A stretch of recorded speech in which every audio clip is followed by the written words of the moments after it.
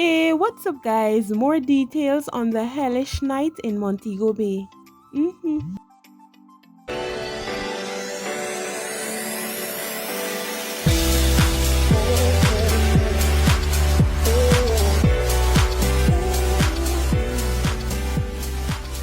A fellow member of the Pathway International Kingdom Restoration Ministry recalls what happened on Sunday night. The woman, who asked not to be identified by name, said that she was about to join her son and daughter inside when she witnessed the barbaric killing. She said, and I quote, "I was outside waiting to go in when I saw the lady's throat being slashed. I made my decision to leave. It was very intense. When I saw blood and the lady fell, I said, 'This is it for me,' and I walked away. I could not stay. I couldn't." What pushed me away, as a matter of fact, is when I started to put one and one together. I saw two lady church members jump the fence, and I said, "No, this can't be right," and those two were normally close to the pastor. Having obeyed the pastor's request to leave cell phones at home before attending what was supposed to be a 3-day convention, I had to beg a call from a resident of the community to ask for a ride home. The police and the soldiers were telling the others to go, but they were still standing up. But I made the call and walked down the road to wait. End quote. The police confirmed that lawmen had been suspicious about the facility for a while, but on Sunday, October 17, a church member who had been injured, apparently when she chose to disobey some instructions given to her by the leader of this organization, reported to the police that she had been injured and other information that led them to believe that persons there were at risk. And another woman who said she has been a member of the religious group for over a year and was contacted on Saturday and instructed to dress in white garments for her visit to the church on Sunday, said that she was also told to prepare herself to be cleansed, as some of the members of the congregation will be traveling on a heavenly journey, as a ark would be coming for them at 9:30 on Monday, October 18. The woman said, and I quote, "I thought the term that those who are cleansed would be received on the ark was just a biblical term. And I never dreamt that it was actually our leader who was going to take our lives through sacrifice."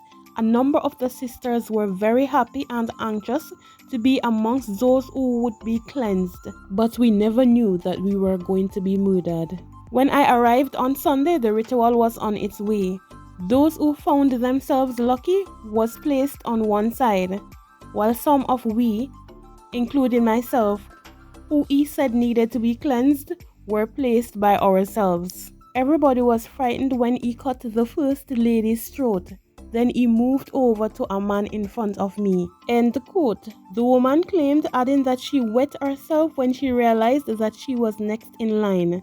However, she said that before he came over to her, he removed some tubes from a man who had recently been discharged from hospital, causing blood to splash all over. She said again, and I quote, "Everybody start to run for them life, and same time, me see one of the leader with a shotgun like the one that the guards use on the Brinks truck, and me hear a gunshot fire. But all me want know say is that me run as fast as me could to go." End quote.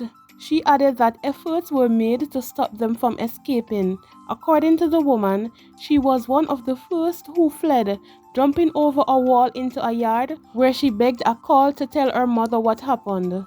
Inside the blood-stained building were a vivid reminder of what took place on Sunday. On its Facebook page, Pathways International Kingdom Restoration Ministries of Montego Bay states that, quote, "The leader of the church, Bishop Dr. Kevin Anthony Smith, is a highly distinguished Jamaican-born child prodigy, entrepreneur and global traveler of over 94 countries worldwide."